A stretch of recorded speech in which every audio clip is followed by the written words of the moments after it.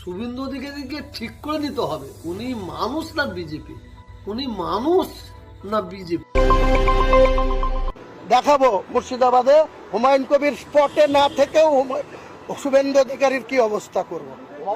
আপনারা দেখছেন বাংলার আওয়াজ।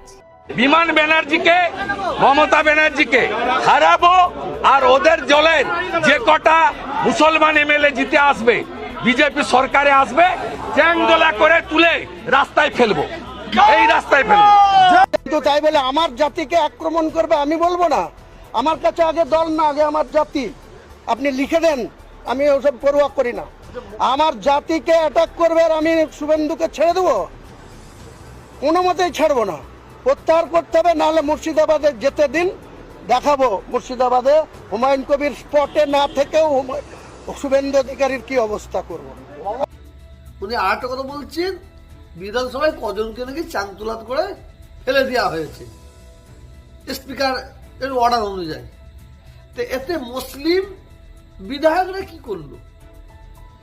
মুসলিমদের মধ্যে গাত্র জ্বালা কেন? 2026-এ দেখছে পায়ের তলার মাটি সরে যাচ্ছে।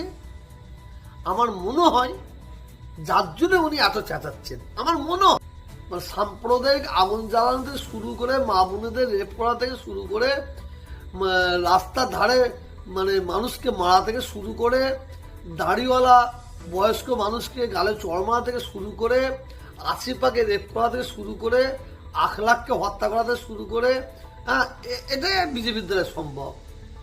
মসজিদে আগুন জ্বালানো, কোরআন শরীফে আগুন জ্বালানো, মসজিদের মিনারে ঝান্ডা লাগানো, হ্যাঁ, থেকে সব ধরনের বিজেপির দ্বারা সম্ভব। আর শুভেন্দু অধিকারী যদি আগে ঠিক করুক উনি মানুষ না বিজেপি, যদি মানুষ হয় তাহলে এই কথা উনি বলতে পারেন না। উনি আরেকটা কথা বলছেন, বিধানসভায় কজনকে নাকি চাংতুলাত করে ফেলে দেওয়া হয়েছে স্পিকার এর অর্ডার অনুযায়ী। তো এতে মুসলিম বিধায়করা কি করলো? মুসলিমদের মধ্যে গাত্র জ্বালা কেন? 2026-এ দেখছে পায়ের তলার মাটি সরে যাচ্ছে। আমার মনে হয় যার জন্য উনি এত চেঁচাচ্ছেন, আমার মনে হয়